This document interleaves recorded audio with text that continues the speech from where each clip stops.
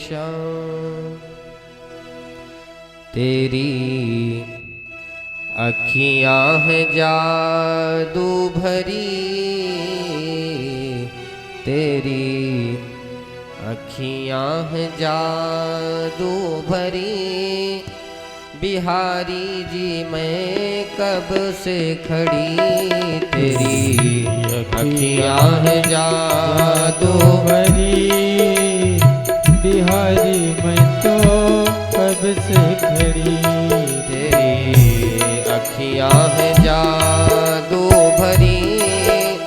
बिहारी जी मैं कब से खड़ी, तेरी अखियां हैं जादू भरी। बिहारी मैं तो कब से खड़ी। सभी लोग बड़े भाव से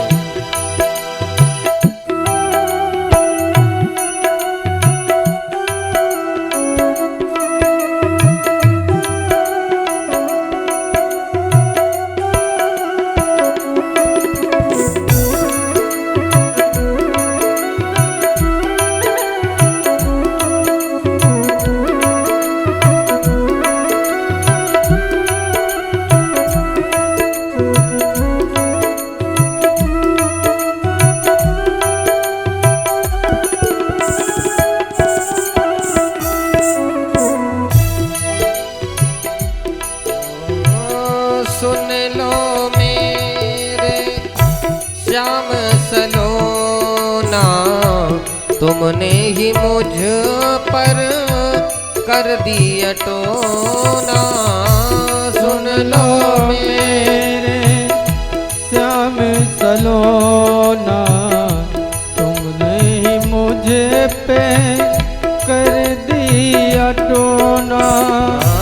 सुन लो मेरे श्याम सलोना, तुमने ही मुझ पर कर दिया टोना। सुन लो मेरे श्याम सलोना, तुमने ही मुझे पर कर दिया टोना। कर दिया टोना। बहे आँखों से आंसू की झड़ी, बहे आँखों से आंसू बन झड़ी। बिहारी मैं तो कब से खड़ी, तेरी है जादू भरी। बिहारी मैं तो कब से खड़ी, तेरी अखियां हैं जादू भरी। बिहारी मैं तो कब से खड़ी, तेरी अखियां हैं जादू भरी। बिहारी मैं तो कब से खड़ी।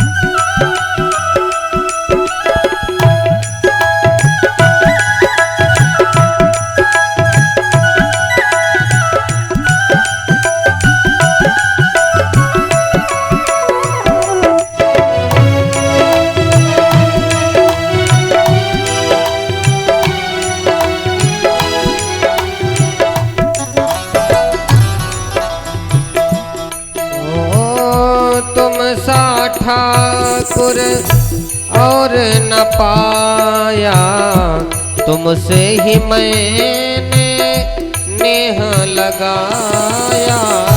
तुम सा ठाकुर और न पाया, तुमसे ही मैंने नेह लगाया।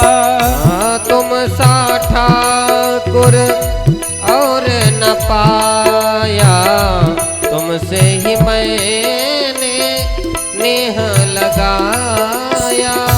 तुम सा ठाकुर और न पाया, तुमसे ही मैंने नेह लगाया। नेह लगाया मैं तो चरणों में आन पड़ी, मैं तो चरणों में आन पड़ी। बिहारी मैं तो कब से खड़ी, तेरी अखियाँ हैं जादू भरी। बिहारी मैं सभी लोग बड़े भाव से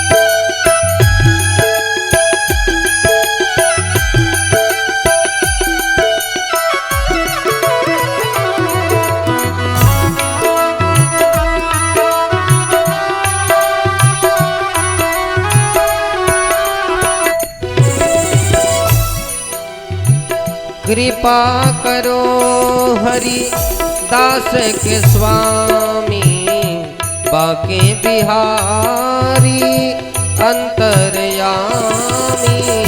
कृपा करो हरि दास के स्वामी, बाके बिहारी अंतर्यामी। कृपा करो हरि दास के स्वामी, बाके बिहारी अंतर्यामी। कृपा करो हरि दास के स्वामी, बाके बिहारी अंतर्यामी। अंतर्यामी मेरी टूटे ना भजन की लड़ी, मेरी टूटे ना भजन की लड़ी। बिहारी मैं तो कब से खड़ी, तेरी अखियाँ है जादू भरी। बिहारी मैं तो कब से खड़ी, तेरी अखियाँ है जादू भरी। बिहारी मैं तो कब से खड़ी, तेरी अखियाँ है जादू भरी। बिहारी मैं तो कब से खड़ी, तेरी अखियाँ है जादू भरी। बिहारी मैं तो कब से खड़ी, बिहारी मैं तो कब से खड़ी। बिहारी मैं तो कब से खड़ी।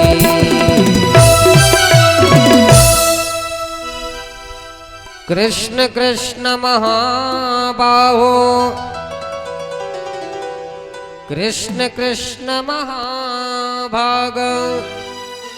त्वं नाथं गोकुलं प्रभो, त्रातुमर्हसि देवान्नः। कुपितान् भक्तवत्सलः।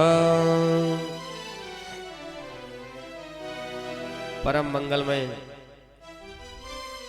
श्रीमद्भागवत महापुराण सप्ताह ज्ञान यज्ञ में पधारे हुए समस्त भगवत चरणानुरागी बंधुओं, श्रद्धा भक्ति मती माताओं बहनों, कल हमने श्री ठाकुर जी के सुंदर सुंदर बाल लीलाओं का वर्णन श्रवण किया और कथा के विश्राम में हमने बड़े ही धूमधाम, बड़े ही हर्ष उल्लास के साथ गिरिराज गोवर्धन नाथ का पूजन किया। यहां पर प्रश्न यह आता है कि क्या भगवान श्री कृष्ण की इंद्र से कोई बैर था क्या? अर्थात इंद्र से भगवान श्री कृष्ण का कोई वैर भी नहीं था। तो श्री कृष्ण ने इंद्र की पूजन करने के लिए विरोध क्यों किया?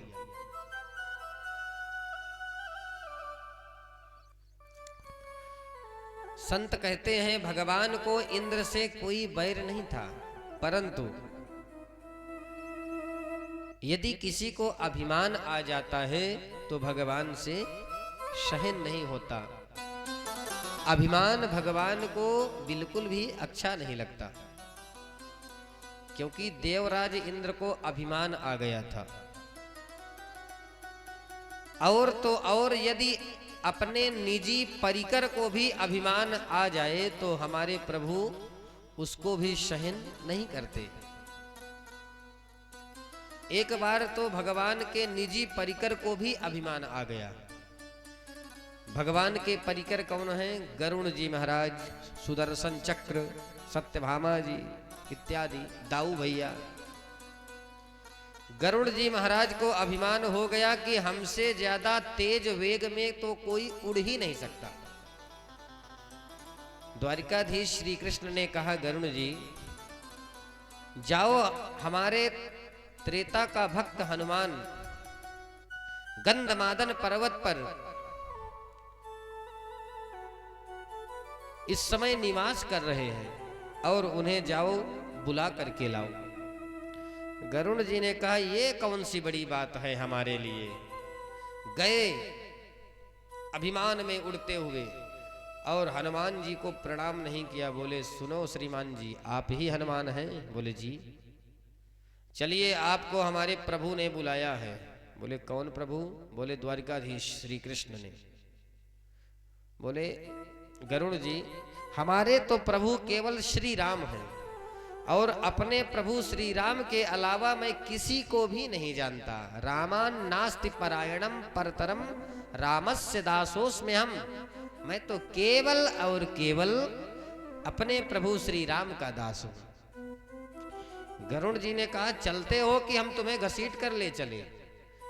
हनुमान जी ने कहा, बड़े ढीठ सेवक हो भाई। जैसे ही गरुड़ जी हनुमान जी की तरफ आगे बढ़े, हनुमान जी अपने पूंछ में लपेट करके गरुड़ को समुद्र में फेंक दिया, द्वारिका के किनारे। अब गरुड़ जी समुद्र से फड़फड़ाते हुए पंख से बाहर आए और द्वारिकाधीश के पास आए। बोले, प्रभु। द्वारिकाधीश ने पूछा, गरुड़ जी हम आपको हनुमान को बुलाने के लिए भेजे थे और आप समुद्र में स्नान कर रहे हैं। बोले, प्रभु स्नान नहीं, आपका सेवक इतना ढीठ है कि हमें अपनी पूंछ में लपेट करके समुद्र में फेंक दिया। भगवान द्वारिकाधीश समझ गए। भगवान ने कहा, आपने क्या कहा हमारे भक्त हनुमान से? बोले, चलो हमारे द्वारिकाधीश कृष्ण बुला रहे हैं। द्वारिकाधीश ने कहा, यही तो आपने गलती किया। अरे उनसे कहो कि आपके त्रेता के भगवान श्री राम इस समय द्वारिकाधीश कृष्ण के रूप में विराजमान हैं, उन्होंने आपको याद किया है।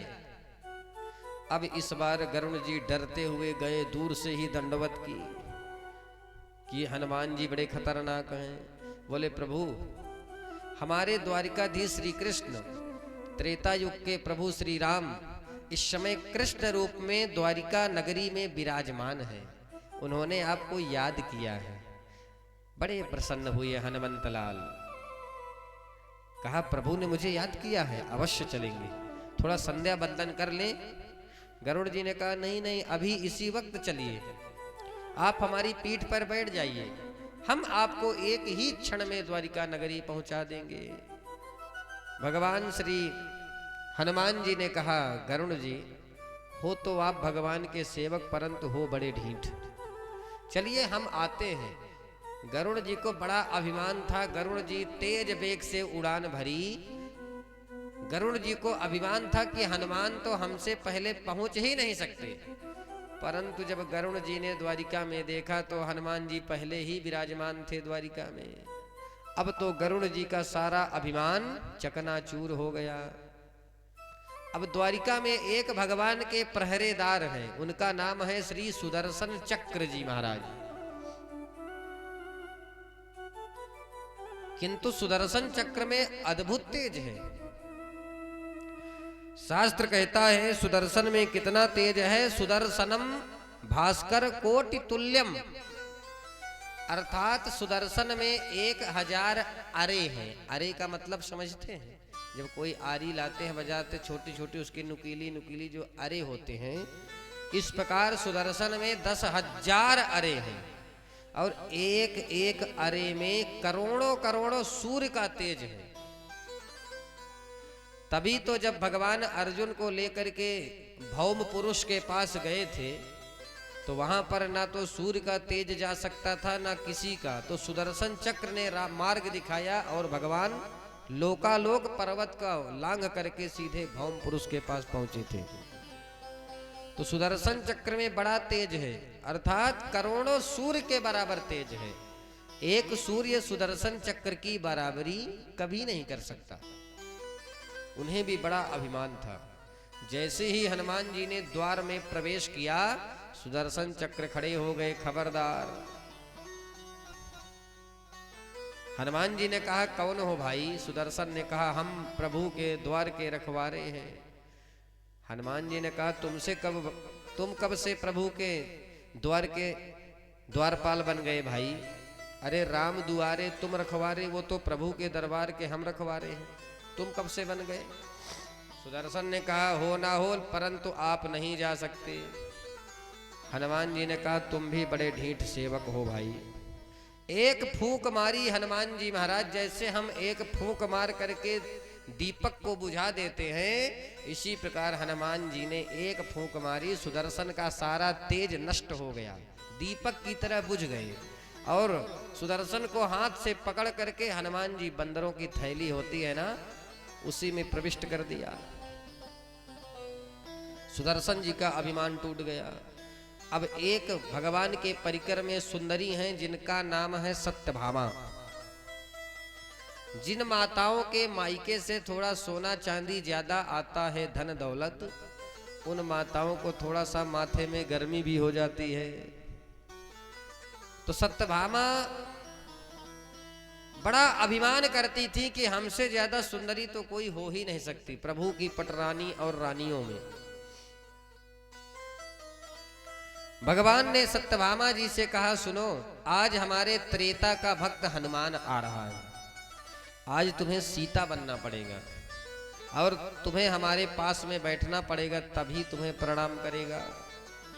अब सत्यभामा जी ने पूरी वाल्मीकि रामायण को खोला, पढ़ा कि आखिर हमारी जानकी जी थी कैसे।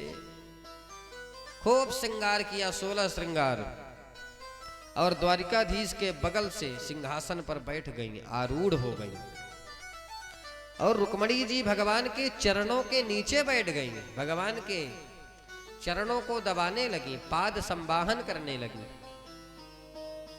परंतु जैसे ही हनुमान जी महाराज ने प्रवेश किया, भगवान को प्रणाम किया और रुक्मणी जी जो नीचे बैठी थी उनको प्रणाम किया।